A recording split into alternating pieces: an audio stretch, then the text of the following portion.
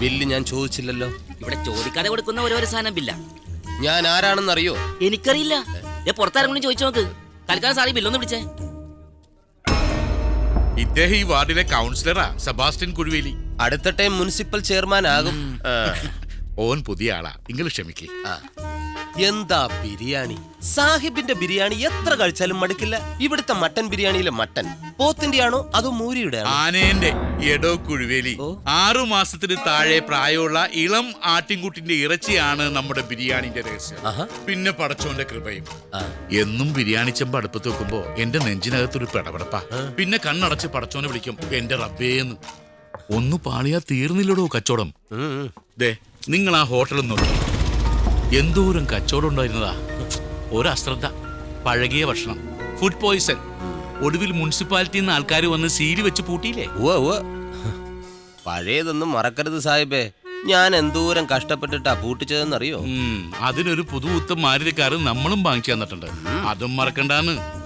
അല്ല, എവിടെ നിങ്ങളുടെ ആ കാറ്? 1 കിലോമീറ്റർ അപ്പുറത്ത് മാറ്റിയിട്ടേക്കാ. അതിന് നിങ്ങളുടെ കടയിൽ പാർക്കിംഗ് ഇല്ലല്ലോ. ഇപ്പോഴത്തെ കാലത്ത് പാർക്കിംഗ് സൗകര്യം മസ്റ്റാ സാഹിബേ. ആ തിരുമേനിയുടെ സ്ഥലത്ത് 10-30 വണ്ടി സുഖമായിട്ട് പാർക്ക് ചെയ്യാം. ഇതുവരെ അത് വാങ്ങാത്തത് കഷ്ടമാണ് സാഹിബേ. തിരുമേനി തരേണ്ടെന്ന് 100 തവണ ചോദിച്ചതാ, അടുക്കണില്ല. പക്ഷെങ്കി തിരുമേനി നമുക്കിത് തന്നേ പറ്റൂ. നമ്മളൊന്നും കാണാണ്ടല്ല തിരുമേനിയുടെ മൂത്ത മോളുടെ കല്യാണത്തിന് 10 ലക്ഷം ഉറുപ്പിക കടം കൊടുത്ത് സഹായിച്ചത്. അത് ഈ സ്ഥലത്തിന്റെ അഡ്വാൻസ് ആയിട്ടാണ് നമ്മൾ കണ്ടിരിക്കുന്നത്. തിരുമേനിയുടെ ഇളയ മോളുടെ കല്യാണം ഉറപ്പിച്ചിരിക്കുക. എന്ത് കണ്ടിട്ട്? ഈ സ്ഥലം വിറ്റാലല്ലേ തിരുമേനിക്കുട്ടിയുടെ കല്യാണം നടക്കൂ. നീ പോയി തന്ത്രത്തിലൊന്ന് മുട്ടി നോക്കി കാര്യം നടത്തി തന്ന എന്റെ മാരുതിക്കാരന്റെ സ്ഥാനത്ത് ബെൻസ് കാർ വരും.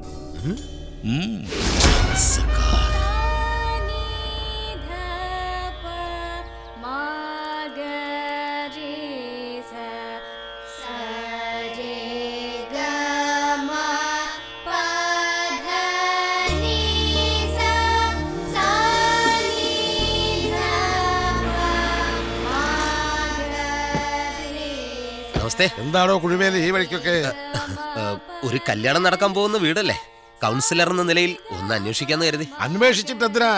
ഇല്ലത്തെ കുട്ടിയുടെ വിളിക്ക് സർക്കാരിൽ നിന്നും എന്തെങ്കിലും സാമ്പത്തിക സഹായം ഏർപ്പാടാക്കിയിട്ടുണ്ടോ? തിരുമേനി മനസ്സ് വെച്ച സാമ്പത്തികം ഉണ്ടാക്കാനാണോ പാട്? ഞാൻ പറഞ്ഞു വരുന്നത് എന്താന്ന് വെച്ചാ, പറയണമെന്നില്ല, കാര്യം നമുക്ക് മനസ്സിലായി. ഒരല്പം അശ്രദ്ധ വന്നപ്പോ എനിക്ക് എന്റെ ഹോട്ടൽ അടച്ചുപൂട്ടേണ്ടി വന്നു. അത് നേരാ. എന്ത് കരുതി? അന്യജാതിക്കാർക്ക് ഇറച്ചിയും മീനും വെക്കാനും വിൽക്കാനും നാം അത് കൊടുക്കില്ല. മത്സ്യമാംസാദികൾ ആ പരിസരത്ത് നാം അടുപ്പിക്കില്ല. തിരുമേനി ദിവസവും കുളിക്കുന്ന അമ്പലക്കുളത്തിൽ മീനുണ്ടോ? മീൻ പിടയ്ക്കുന്ന കുഴയിലും കുളത്തിലും കുളിക്കാം. വെളുത്ത നിറത്തിൽ വരുന്ന പശുവിന്റെ ചോര ഊറ്റിയെടുത്ത് പാലെന്ന പേരിൽ കുടിക്കാം.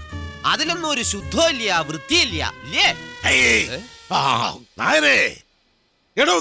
എന്താ തിരുമേനി? എടോ, ഈ അശ്ലീലത്തെ പിടിച്ച് പടിക്ക് പുറത്താക്കുന്നുണ്ടോ? വേണ്ട, ഞാൻ പൊക്കോളാം. അതിനു മുമ്പ് ഒന്ന് ഞാൻ പറയാം. ആ സുലൈമാൻ സാഹിബിനെ പിണക്കണ്ട. മൂത്ത മോളുടെ കല്യാണത്തിന് രൂപ 10 ലക്ഷം എണ്ണിത്തന്ന് സഹായിച്ചത് സാഹിബ. അന്ന് അന്യജാതിക്കാരന്റെ കാശിന് തീണ്ടലില്ലായിരുന്നു. അത് അദ്ദേഹം മടക്കി ചോദിക്കാത്തതേ തിരുമേനിയുടെ സ്ഥലം ലക്ഷ്യം വെച്ചിട്ട് തന്നെയാ. ഞാൻ പോകുന്നു. ഇളയ മോളുടെ കല്യാണം നടക്കുമെങ്കിൽ അന്ന് കാണാം. എന്നെ ക്ഷണിച്ചില്ലേലും. മനസ്സിലായോടോ നായരെ അവൻ പറഞ്ഞതിന്റെ ധ്വനി? എന്റെ മോടെ വേളി നടക്കില്ലാന്ന്. എന്റെ കയ്യിൽ പണയില്ലാന്ന് നാട് മുഴുവൻ പാട്ടല്ലേ. ഈശ്വര, എന്തൊക്കെ കാരണം. അല്ല തിരുമേനി, ഞാനൊന്ന് ചോദിച്ചോട്ടെ, ഈ വിൽക്കാൻ പോകുന്ന സ്ഥലം ആര് വാങ്ങിയാ നമുക്കെന്താ? നല്ല വില കിട്ടിയാ പോരെ? അവിടെ ആ തിരുമുറ്റത്തിരിക്കുന്ന ഉണ്ണിഗണപതിയെ താനും മറന്നുവോ? ഓർമ്മ വെച്ച നാള് തൊട്ട് ആ ഉണ്ണിഗണപതിയെ ഉണർത്തുന്നതും ഉറക്കുന്നതും ഞാനാ. അടിച്ചു തളിച്ച് ഒരു തിരി കത്തിച്ചാ മതി, മനസ്സ് നിറഞ്ഞനുഗ്രഹിക്കും. അന്യജാതിക്കാർക്ക് എന്ത് ഗണപതി. എന്താ കുട്ടിയെ? അച്ഛാ, ദേവമാഷിന്റെ ഇമെയിൽ വന്നു. എന്ത് വന്നു? മെയില്. എടോ, കത്തിടപാടുകൾക്ക് പകരം ഇപ്പൊ ഇങ്ങനെയൊക്കെയാ വകുപ്പ്. ഞാൻ തന്നോട് പറഞ്ഞിട്ടില്ലടോ നായരെ, ഇവളുടെ കൂടെ കോളേജിൽ സീനിയർ ആയിട്ട് പഠിച്ച ഒരു കമ്മത്ത് മാഷെ പറ്റി. ഓ, കമ്മത്ത്. എന്തായിരുന്നു മോളെ മറുപടി? ഞാൻ നമ്മുടെ അവസ്ഥയെല്ലാം ഡീറ്റെയിൽ ചെയ്തിരുന്നു. വന്ന് നേരിൽ കാണാന്ന റിപ്ലൈ. എന്ത് വിഘ്നേശ്വര, നീ കാത്തു. ഇന്ന് കേരളത്തിൽ അങ്ങോളം ഇങ്ങോളം വലിയ ഹോട്ടൽ ശൃംഖലയുള്ളവരാ ഈ കമ്മത്തും ഇയാളുടെ ഏട്ട കമ്മത്തും. Proprietors Kammath and Kammath. അവര് നമ്മുടെ ഹോട്ടൽ ഏറ്റെടുത്താൽ നമ്മൾ രക്ഷപ്പെട്ടു.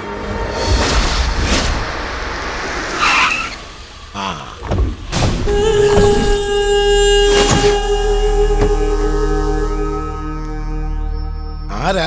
എന്ത് വേണം? ഞങ്ങളെ സുലൈമാൻ സാഹിബ് പറഞ്ഞയച്ചതാ. ഇതാ ഈ അഗ്രിമെന്റിൽ ഒന്ന് ഒപ്പിട്ട് തരാൻ പറഞ്ഞു. എന്താ ഇത്? ഇംഗ്ലീഷ് ആണല്ലോ. ഇങ്ങ് തന്നെ ഞാൻ നോക്കട്ടെ. അച്ഛൻ നമ്മുടെ ഹോട്ടലിലെ സ്ഥലത്തിന്റെ ലീസ് എഗ്രിമെന്റാ. 10 ലക്ഷം രൂപ അഡ്വാൻസും കാണിച്ചിട്ടുണ്ട്. സാഹിബിന് 10 ലക്ഷം കൊടുക്കാനുണ്ടെന്നുള്ളത് വേറെ. അതിന് ഈ എഗ്രിമെന്റിന്റെ വകുപ്പ് മനസ്സിലാകുന്നില്ല. അഡ്വാൻസ് വാങ്ങിയിട്ട് എഗ്രിമെന്റ് കൊടുക്കാത്തത് ശരിയാണോ തിരുമേനി? ഇതിൽ ഒപ്പിട്ട് തന്നില്ലെങ്കിൽ ഞങ്ങൾക്ക് ബലം പ്രയോഗിക്കേണ്ടി വരും. എങ്കിലും അതൊന്ന് കാണണമല്ലോ. അയ്യോ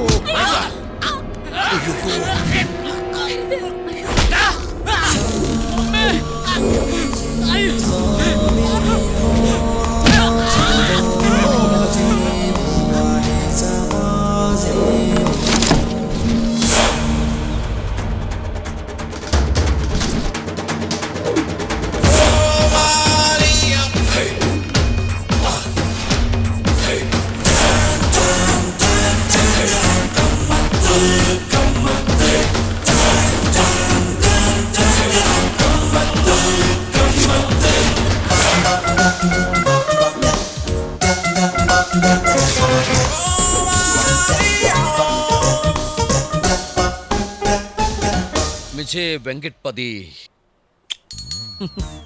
നമ്മൾ എന്തൊക്കെയാണ് കാണാൻ കൊടുക്കുന്നത്? തള്ളോ? തള്ളിന്റെ ഒന്നും കാര്യമിനിയില്ല. നമ്മൾക്ക് കാര്യങ്ങൾ പറഞ്ഞു തീർക്കാൻ കൊടുക്കാം. താൻ ആരാ? നാണോ? ആ. നാണാണ് നമ്മൾ. മനസ്സിലായില്ല?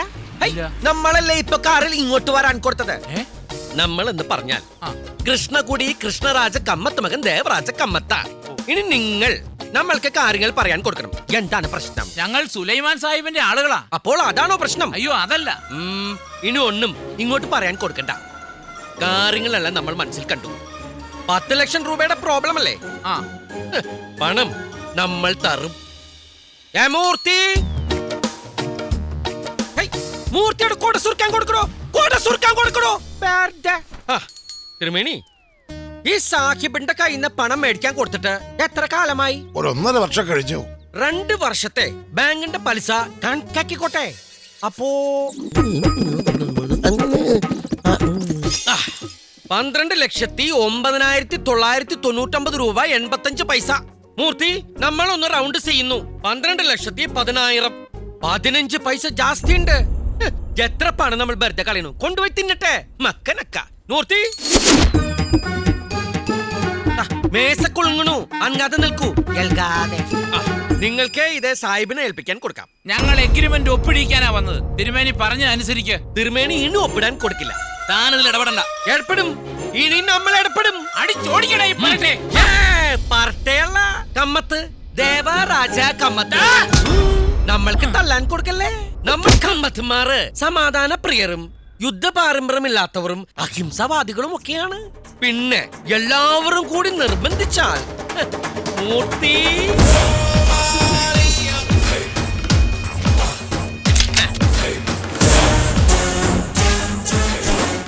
ഇത് ഒരു നെക്കിയാൽ നിങ്ങളുടെ തൽബണ്ട പൊട്ടി നിങ്ങൾ സത്തുപോകും. നിങ്ങൾ സത്തുപോയാൽ നമ്മൾ ജയിൽ പോകാൻ കൊടുക്കില്ല. നമ്മൾക്ക് പണമുണ്ട്, പദവിയുണ്ട്. ഇനി നിങ്ങൾക്ക് തീരുമാനിക്കാം, ജീവൻ വേണോ അഗ്രിമെന്റ് വേണോ? ജീവൻ മതി. വിത്ത് ക്യാഷ്. മൂർത്തി, ഈ ഗുണ്ടന്മാരുടെ പേര്, അഡ്രസ്, ഫോൺ നമ്പർ, ഫോട്ടോ എല്ലാം മേടിക്കാൻ കൊടുക്കണം. നമ്മൾക്ക് ഒരു പ്രോബ്ലം വന്നാൽ ഇവരെ വിളിക്കാൻ കൊടുക്കരുത്.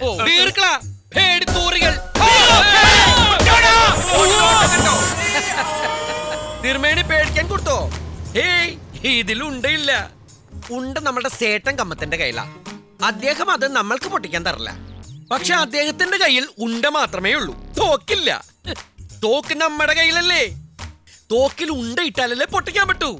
സ്വർഗത്തിൽ നമ്മൾ തോക്ക് പൊട്ടിക്കാറില്ല. കാർത്തിയാനി, ഇദ്ദേഹത്തിന് കുടിക്കാൻ കുറച്ച് സംഭാവന കൊടുക്കുക. ഒന്നും വേണ്ട. നമ്മൾക്ക് ആ സ്ഥലം ഒന്ന് കാണാൻ കൊടുത്താൽ മതി. വസ്തു മോളെ ഒന്ന് ചെല്ലുക. ബിരിയാണി സ്ട്രീറ്റ്. നമ്മളുടെ കട ആരംഭിച്ചാൽ 3 മാസം കൊണ്ട് ഈ പേര് മാറും. പിന്നെ കമ്മത്ത് സ്ട്രീറ്റ് ആവും. അതാ നമ്മുടെ റാസി.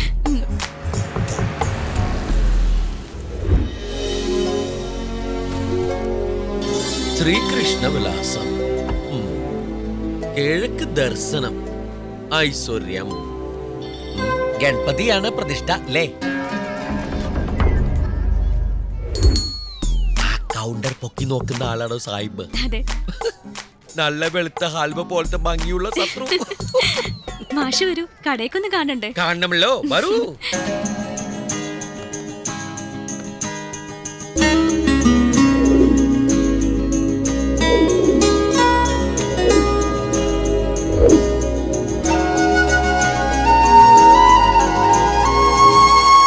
എന്തെങ്കിലും നോക്കുന്നേ? തന്റെ മംഗല്യം ശരിക്കും ഉറപ്പിച്ചുല്ലേ? അതെ. എന്താ മാഷെ? സങ്കടം പറഞ്ഞിട്ടുണ്ട്. പണ്ട് ഈർക്കിലി പോളിരുന്ന പെണ്ണാണ്.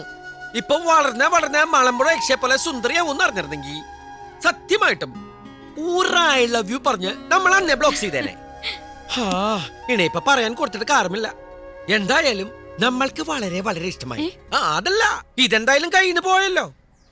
ഹോട്ടലും പരിസരവും ഒക്കെ എന്തായാലും പുറത്തു കൊടുക്കുമ്പോ ആദ്യം നമ്മളെ ഓർത്തത് നന്നായി. നമ്മളിതാ ഇത് സന്തോഷത്തോടെ ഏറ്റെടുക്കുന്നു.